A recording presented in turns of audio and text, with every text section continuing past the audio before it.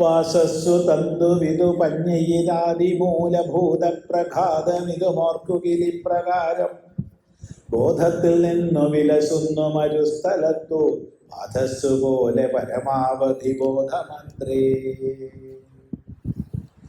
വാസസ്സു തന്തുവിതു പഞ്ഞയിതാദിമൂലഭൂതപ്രഘാതമിതുമോർക്കിലിപ്രകാരം സുതന്തുവിതു പഞ്ഞയിലാദിമൂലഭൂതപ്രഘാതമിതുമോർക്കുകിലിപ്രകാരം ബോധത്തിൽ നിന്നു വിലസുന്നു മരുസ്ഥലത്തു അധസ്സു പോലെ പരമാവധി ബോധമത്രേ.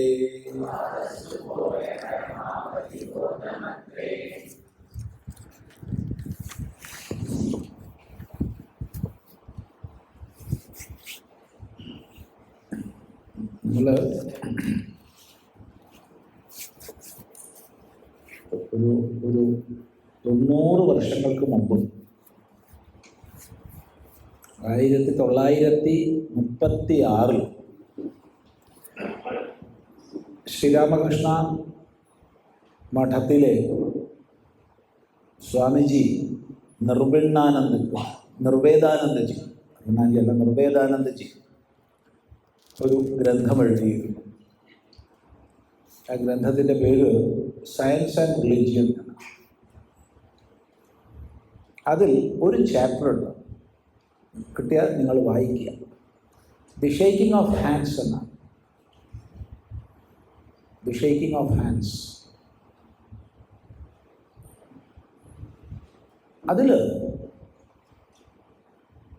അദ്ദേഹം ചെയ്ത ദീർഘദർശനം നമ്മുടെ ശാസ്ത്രം,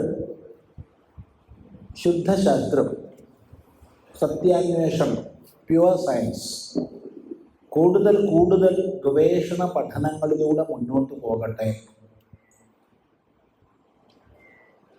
ആ കാലത്ത് ക്വാണ്ടം ഫിസിക്സിൻ്റെ ഒക്കെ ഒരു പ്രാഥമിക വികാസഘട്ടമേ ആയിട്ടുള്ളൂ.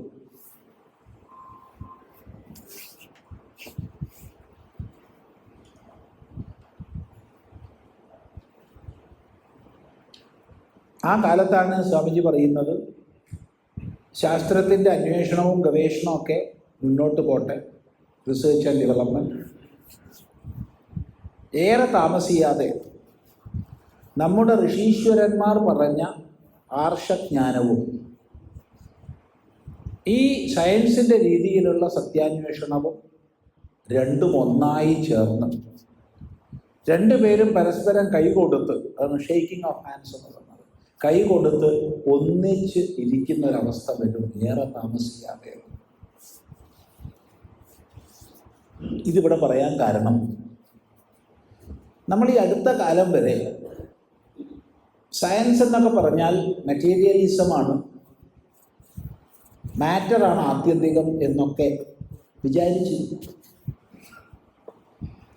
എന്ന് മാത്രമല്ല, മാറ്ററിന് അപ്പുറത്തുള്ള എന്തിനെക്കുറിച്ച് പറഞ്ഞാലും അത് ആൻറ്റൈ സയൻസ് ആണെന്നൊരു ധാരണ നമുക്കൊക്കെ ഉണ്ടായിരുന്നു.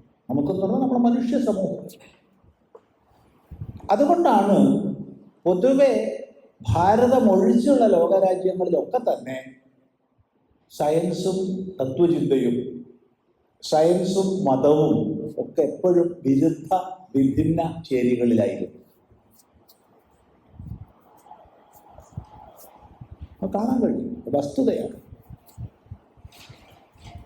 ഭാരതത്തിന് ആ ഗതികേട് ഒരിക്കലും ഇല്ല. കാരണം ഇവിടെ ശാസ്ത്രം വേറെ, ആധ്യാത്മികത വേറെ എന്നുള്ളതില്ല. സത്യാന്വേഷണത്തിൻ്റെ ഭാഗങ്ങളും ഭാവങ്ങളുമായിട്ടാണ് ഇവയെ മുഴുവൻ നമ്മൾ കണ്ടിട്ടുള്ളത്. അതുകൊണ്ട് തന്നെ ശാസ്ത്രജ്ഞന്മാരിവിടെ ഋഷിമാരാണ്, ഋഷിമാരിവിടെ ശാസ്ത്രജ്ഞന്മാരാണ്. ഇനി പറയാം, ഋഷിമാരിവിടെ കവികളാണ്, കവികൾ ഇവിടെ ഋഷിമാരാണ്. ഒന്നിനെ നമ്മൾ വേറിട്ട് കണ്ടില്ല. ഇതാണ് ഭാരതീയ പ്രജ്ഞ.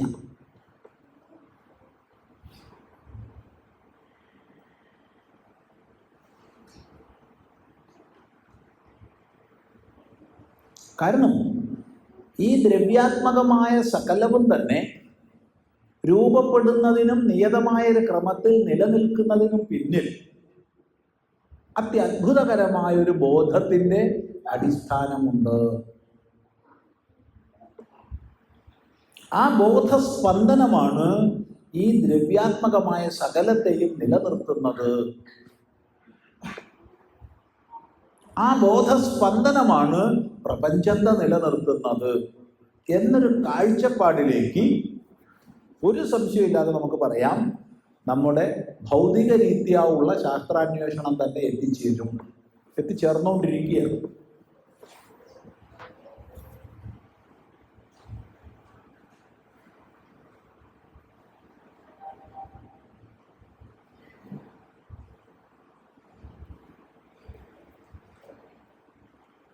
അതുകൊണ്ട് നമ്മുടെ മക്കളെയൊക്കെ തന്നെ കൂടുതൽ കൂടുതൽ സയൻസിലേക്ക് നമ്മൾ പ്രേരിപ്പിക്കുക.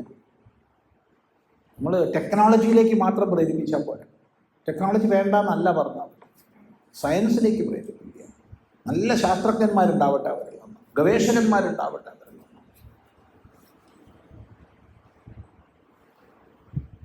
ക്വാണ്ടം മെക്കാനിക്സിൻ്റെയും ക്വാണ്ടം ഫിസിക്സിൻ്റെയും ഒക്കെ അനന്ത സാധ്യതകൾ അവരുടെ മുമ്പിലുണ്ട്.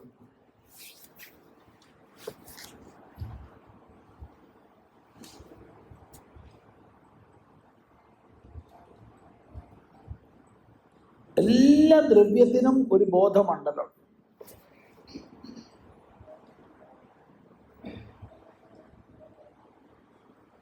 ആ ബോധമണ്ഡലം അത് നമ്മുടെ ഒരു ദർശനം അനുസരിച്ച് മഹത്തത്വം എന്ന രീതിയിൽ സമഷ്ടി ബോധമാണ്. ആ സമഷ്ടിയുടെ അംഗങ്ങളായിട്ടാണ് ബാക്കിയെല്ലാം വരുന്നത്. അതിൻ്റെ ഏതെങ്കിലും ഒരു ഭാഗത്തുള്ള ഒരു പ്രകമ്പനം അത് മറ്റുള്ളതിനെ സ്വാധീനിച്ചേ മതിയാവും. ചിന്തിക്കുക.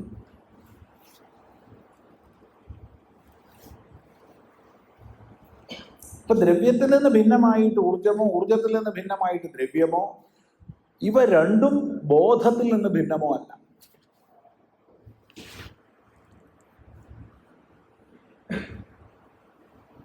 ഇതിലേതെങ്കിലും ഒന്ന് ആത്യന്തികമാണെന്ന് വിചാരിക്കുന്നത് നമ്മുടെ ബോധത്തിന്റെ അപര്യാപ്തതയാണ്.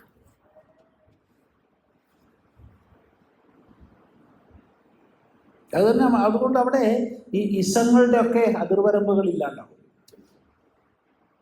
മെറ്റീരിയലിസം ഒക്കെ ഉണ്ടല്ലോ, എല്ലാ ഇസങ്ങളുടെ അതിർവരമ്പുകൾ ഇല്ലാണ്ടാവും.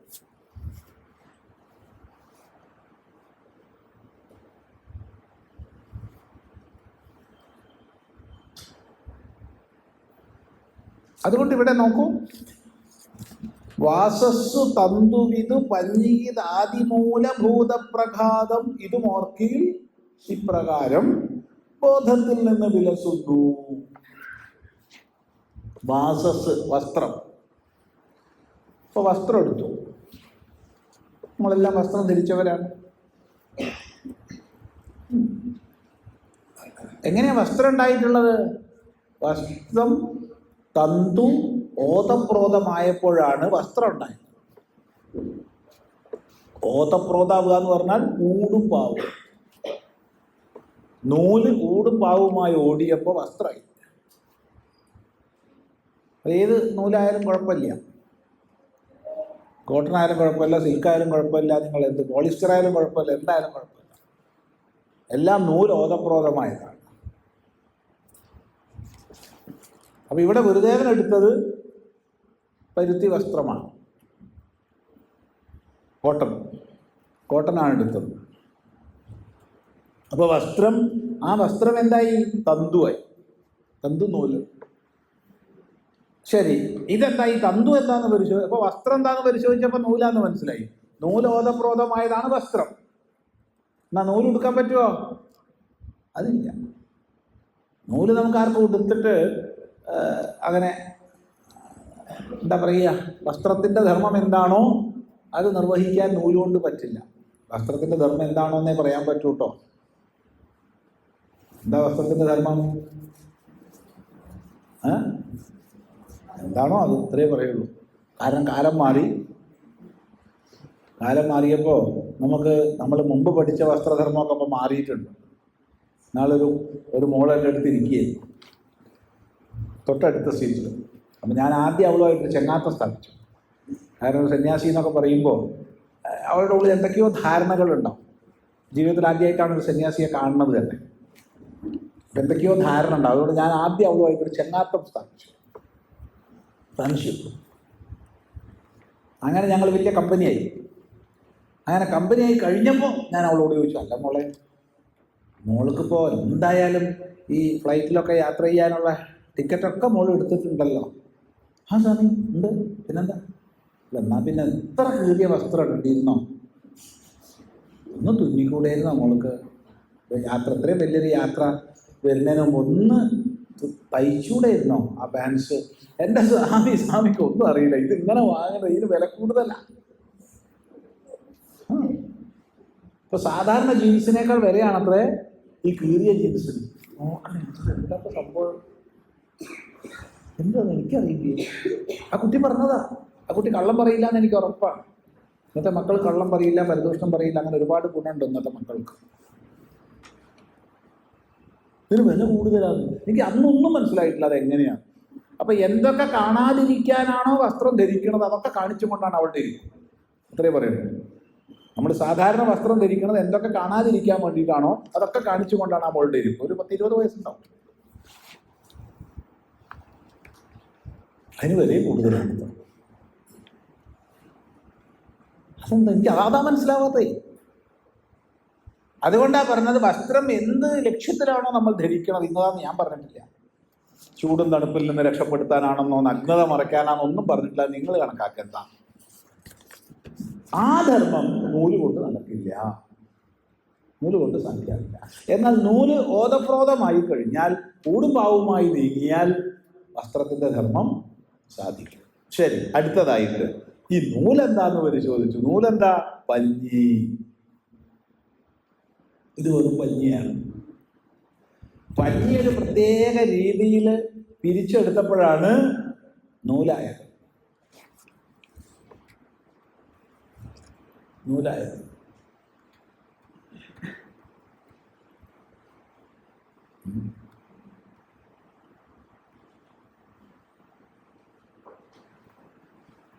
വേറൊന്നുമല്ല.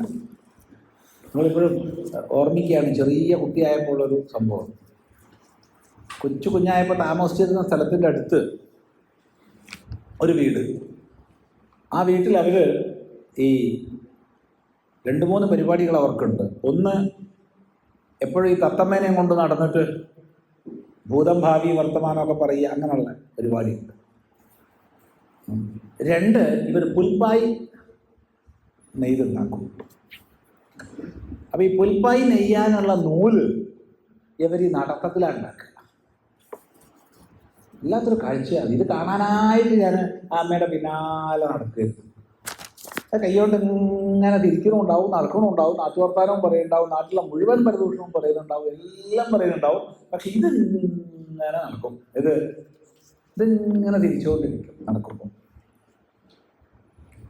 അപ്പോൾ 2-3 തരം നൂലുകൾ ചേർന്ന് അവരുടെ ഒരു ഉണ്ടുണ്ട്. ആ ഉണ്ടയിൽ ഇങ്ങനെ കറങ്ങിക്കൊണ്ടേയിരിക്കും. അതിങ്ങനെ നടക്കുന്നുണ്ടാവും. കണ്ടാൽ തന്നെയാണ് മനസ്സിലാവുള്ളൂ, പറഞ്ഞറിയിക്കാനാവില്ല. എന്നാൽ അത് തന്നെ തിരിച്ചൊന്ന് കറക്കിയാലോ നൂലൊക്കെ വേർതിരിക്കും. പക്ഷെ എന്തുറപ്പാ നൂല്? പൊട്ടിച്ചാൽ പൊട്ടില്ല, നല്ല ഉറപ്പാണ്. അതുകൊണ്ടാണ് ഈ പുൽപ്പായ നെയ്യുമ്പോൾ അവർ കൂടും പാവുമായിട്ടില്ല.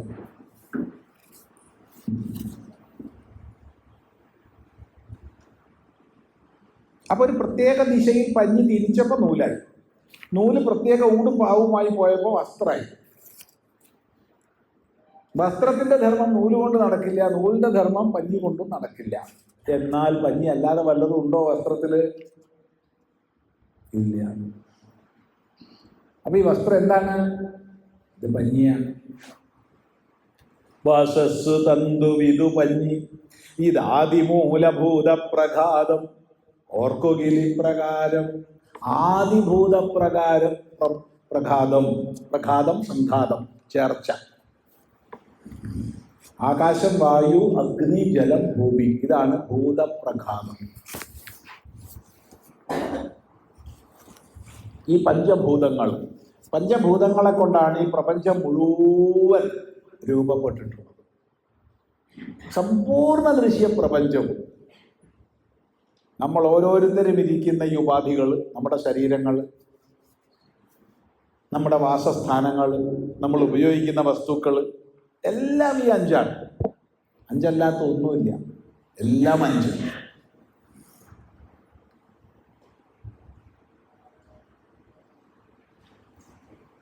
ഈ ഭൂതപ്രഘാതവും, അപ്പൊ ഭൂതപ്രഘാതം ചേർന്നിട്ട് പഞ്ഞി, പഞ്ഞി ചേർന്ന് നൂല്, നൂല് ചേർന്ന് വസ്ത്രം.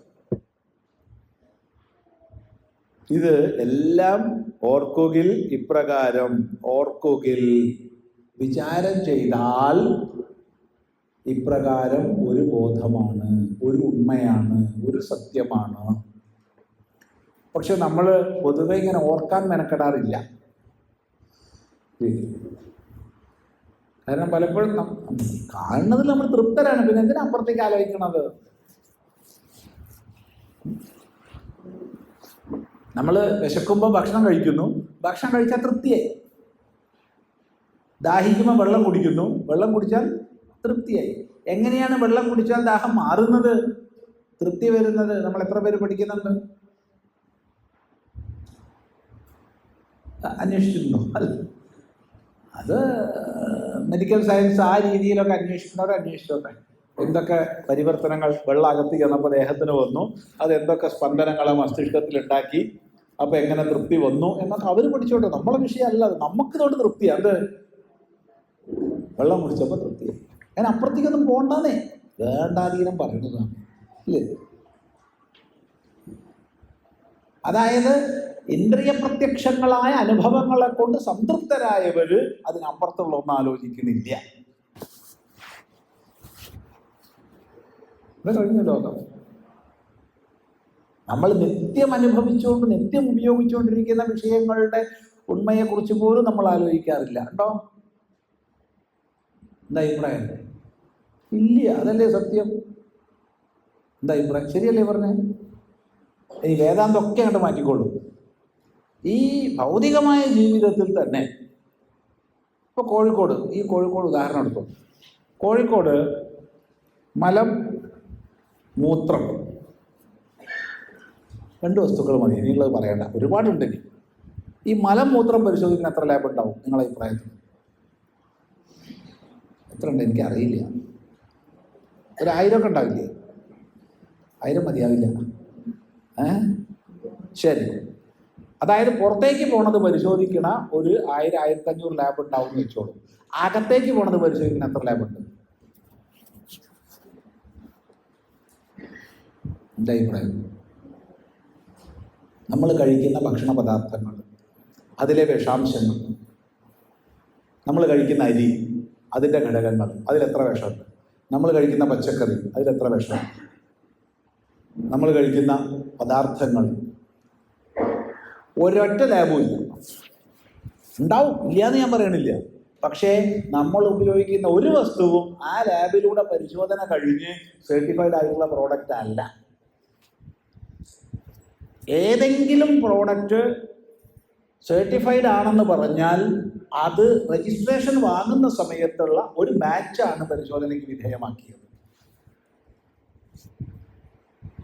ഇപ്പോൾ സർട്ടിഫൈഡ് പ്രോഡക്റ്റ് എന്ന് നമ്മൾ പറഞ്ഞു എന്ന് വിചാരിച്ചോ, ഈ പ്രോഡക്റ്റ് സർട്ടിഫൈഡ് ആണ്, അതോറിറ്റി സർട്ടിഫൈ ചെയ്തിട്ടുണ്ട് എന്ന് പറഞ്ഞാൽ അതിൻ്റെ അർത്ഥം നമ്മൾ ഉപയോഗിക്കുന്ന ബിസ്ക്കറ്റ്, അല്ലെങ്കിൽ നമ്മൾ ഉപയോഗിക്കുന്ന കോള, അല്ലെങ്കിൽ നമ്മൾ ഉപയോഗിക്കുന്ന എന്താണെന്ന് വെച്ചാൽ അത് ബ്രെഡ്, അത് പരിശോധിച്ചു എന്നല്ല. ആ പ്രോഡക്റ്റിന് ലൈസൻസിങ് അതോറിറ്റി ആദ്യത്തെ ബാച്ച് പരിശോധിച്ച് സംതൃപ്തി ആയിട്ടുണ്ടെന്നേ അർത്ഥമുള്ളൂ. പിന്നുള്ളത് മുഴുവൻ ഇന്റേണൽ ആയിട്ട് ക്വാളിറ്റി കൺട്രോൾ ഓഫീസറിലൂടെ പോകുന്നതാണ്. വേറൊന്നും. അതും എത്ര പ്രോഡക്റ്റ് ഉണ്ട്? എന്താ അഭിപ്രായം? നമ്മളെ നിത്യജീവിതത്തിൽ കഴിക്കുന്നതിൻ്റെ ഒരു ശതമാനം പോലും അങ്ങനെ ഉണ്ടെന്ന് തോന്നുന്നില്ല. ശരിയല്ലേ പറഞ്ഞത്?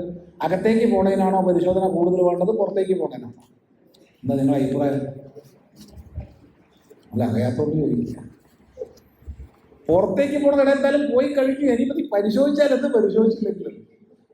സ്വാമി വിഡിത്തം പറയല്ലേ സ്വാമി, രോഗനിർണയം അങ്ങനെയാ സാധിക്കുക. സമ്മതിച്ചു. രോഗം എങ്ങനെയാ ഇല്ലാണ്ടാക്കാൻ പറ്റുക?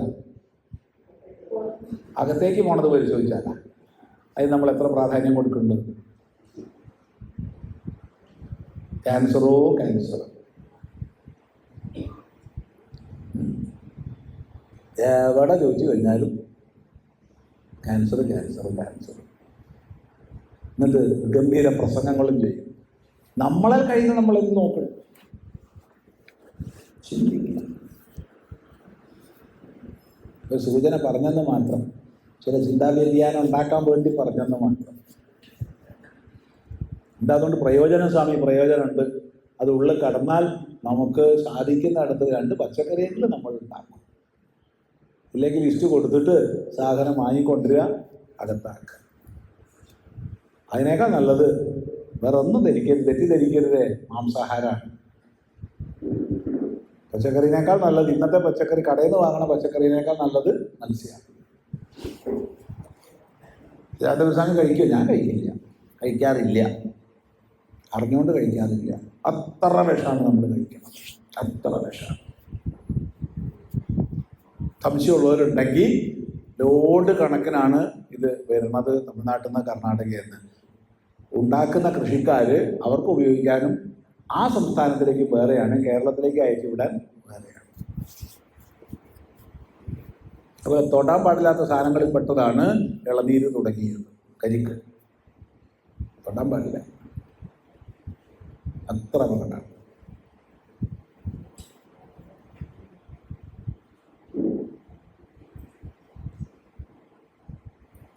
ചിന്തിച്ചാൽ നല്ലത്. ഇരിക്കട്ടെ. അപ്പൊ ചുരുക്കി പറഞ്ഞാൽ ഈ പഞ്ചഭൂതാത്മകമായത്, നമ്മൾ ഉപയോഗിക്കുന്ന എല്ലാം പഞ്ചഭൂതാത്മകമായതാണ്. അതിൻ്റെ സംഘാതമാണ് ഈ പറഞ്ഞ പഞ്ഞി, അതിൽ നിന്ന് നൂല്, അതിൽ നിന്ന് വസ്ത്രം. ഇത് ദൃഷ്ടാന്തം പറഞ്ഞു. ഇതുപോലെ സകല പ്രപഞ്ചം ഈ പഞ്ചഭൂതാത്മകമാണ്. ഈ പഞ്ചഭൂതങ്ങളുടെ ആവിർഭാവമോ തസ്മാത് വാ ഏതസ്മാത് ആത്മന ആകാശ സംഭൂത ആകാശാത് വായു വായോരഗ്നി അഗ്നേരാപഃ അഭ്യ പൃഥിവി. ഉപനിഷത്ത് പറയും ആ പരമമായ സത്യത്തിൻ്റെ ആവിഷ്കാരമാണ് ഈ പഞ്ചഭൂതങ്ങളെല്ലാം.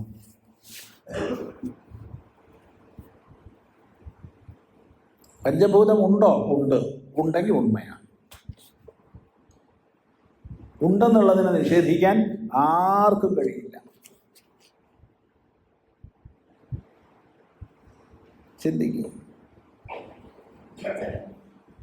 ആ ഉണ്മയാണ് ഇതെല്ലാമായി വിലസുന്നത്. അതാണ് ബോധത്തിൽ നിന്നു വിലസുന്നു. ഈ പ്രപഞ്ചം മുഴുവൻ ബോധത്തിൽ നിന്ന് വിലസുന്നു, പ്രകാശിക്കുന്നു, പ്രശോഭിക്കുന്നു. ഏതുപോലെ? മരുസ്ഥലത്തു ബാധസ്സു പോലെ. അതേ ദൃഷ്ടാന്തമാണ്. നമുക്ക് എന്ത് ഈ ശിവദാനന്ദ ഗുരുദേവൻ ഇങ്ങനെ പറഞ്ഞാൽ എളുപ്പമല്ലേ? കാരണം ആ ദൃഷ്ടാന്തം കേൾക്കണ മാത്രമേ നമുക്ക് മനസ്സിലാവും. അതാണ് ഈ കയറ് പാമ്പ്, സ്വർണ്ണാഭരണം, മണ്ണ് പാത്രം. ഞാൻ 4-5 ദൃഷ്ടാന്തങ്ങൾ തന്നെ ആചാര്യന്മാർ എന്തിനാ ഉപയോഗിക്കണമെന്ന് വെച്ചാൽ പുതിയ ദൃഷ്ടാന്തം കിട്ടാഞ്ഞിട്ടൊന്നുമല്ല. പുതിയ ഏത് ദൃഷ്ടാന്തമായിട്ടും നമുക്ക് ഉണ്ടാക്കാം. പക്ഷേ പരിചിതമായ ദൃഷ്ടാന്തം പറഞ്ഞാൽ ദാർഷ്ടാന്തികമായിട്ട് ഘടിപ്പിക്കാൻ നമുക്ക് എളുപ്പം കഴിയും. അതാണ് പറയണത് മരുസ്ഥലത്ത് പാധസ് പോലെ. പാധസ് വെള്ളം, മരുസ്ഥലത്ത് വെള്ളം പോലെ. മരുസ്ഥലത്ത് വെള്ളം ഉണ്ടോ? ഇല്ലേ? ഞാൻ കാണുന്നു. അപ്പം ഉണ്ട്. അതുണ്ടെങ്കിൽ എന്തൊക്കെ വ്യവഹാരം സിദ്ധാവോ അതൊക്കെ നടക്കുന്നുണ്ട്. ഇല്ല എന്നുള്ളത് നിരൂപണം ചെയ്തപ്പോൾ മനസ്സിലായി.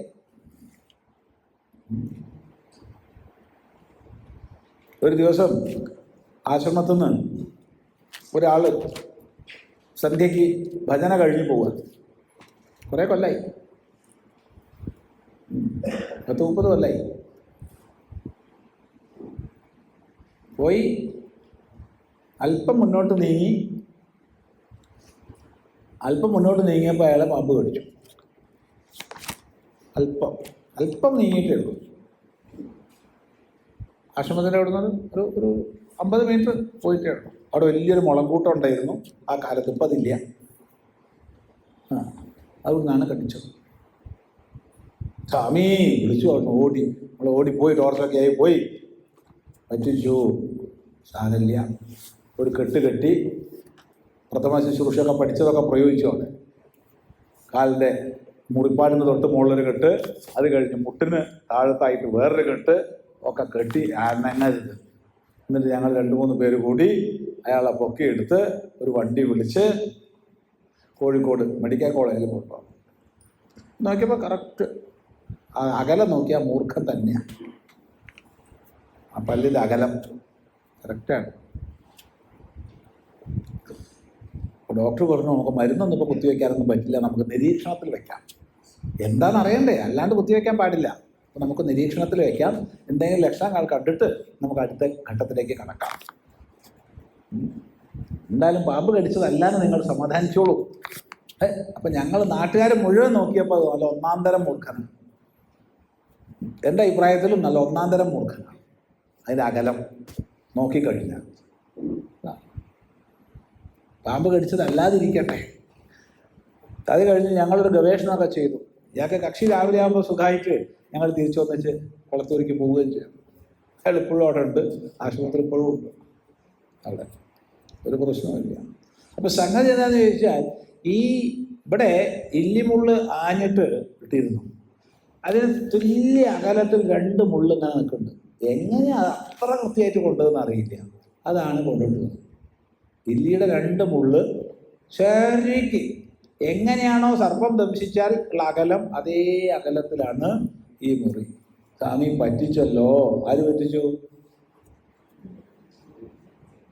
ആര്? ഇല്ലിമുള്ള്. ഇല്ലിമുള്ള് ഇങ്ങോട്ട് വന്ന് കുത്തിയോ? ഇല്ല, ഇയാൾ അങ്ങോട്ട് പോയി കുത്തിയതാ. പക്ഷെ കുറ്റാർക്ക്? പാമ്പിന്. നോക്കണേ, നല്ല ഡോക്ടറായിരുന്നു മെഡിക്കൽ കോളേജിൽ. അദ്ദേഹം കൊണ്ട് ഒന്നും ചെയ്തില്ല. അദ്ദേഹം പറഞ്ഞു പാമ്പ് കടിച്ചത് അല്ലാതിരിക്കട്ടെ, കണ്ടു കഴിഞ്ഞാൽ നല്ല പാമ്പ് തന്നെയാണ്, പക്ഷെ അല്ല എന്ന് വിചാരിക്കുക നമുക്ക്. ശരിയല്ലോ. പക്ഷെ ഇയാൾക്ക് പാമ്പ് കടി ഏറ്റവും ഇല്ലയോ? എന്താ നിങ്ങളുടെ അഭിപ്രായം? ഏറ്റിട്ടില്ല. ഏറ്റിട്ടില്ലേ?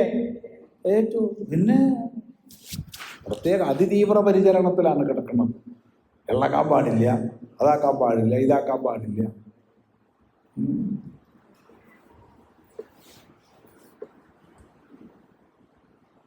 ചൂടുവെള്ളം കൊടുക്കരുത്. ഇതൊക്കെ നിയമങ്ങളായിരുന്നു, വലിയ നിയമങ്ങളൊക്കെ.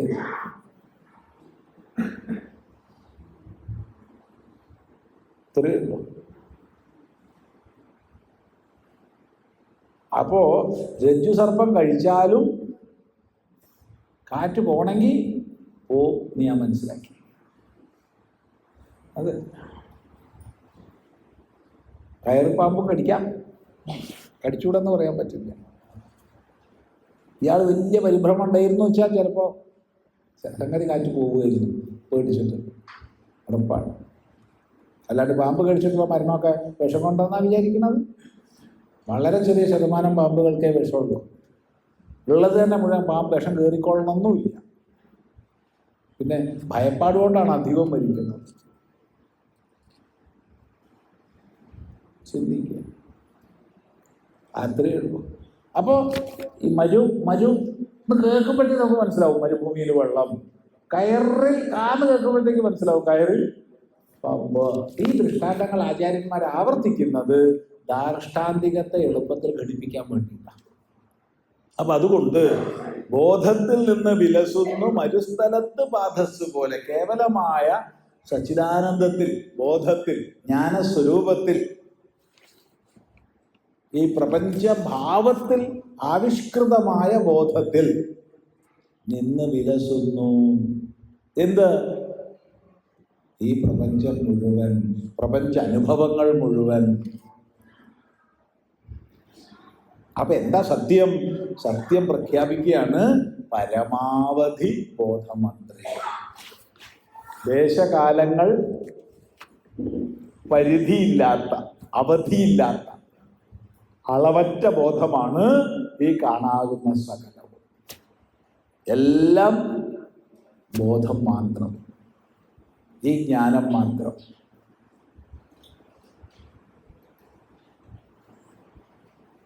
ഇതാണ് ആവർത്തിച്ച് ഉറപ്പിക്കണം. പറഞ്ഞത് തന്നെ പറയുകയാണ്, എന്തായിട്ടൊന്നും പറയുന്നില്ല. ശ്രദ്ധിക്കുക. അപ്പൊ നോക്കൂ, വാസസ്സു തന്തുവിതു പഞ്ഞീതാദിമൂലഭൂത പ്രഘാതമിതുമോക്കിലി പ്രകാരം ബോധത്തിൽ നിന്നു വിലസുന്നു മരുസ്ഥലത്തു പാദസ്സു പോലെ പരമാവധി ബോധമത്രേ. ഓ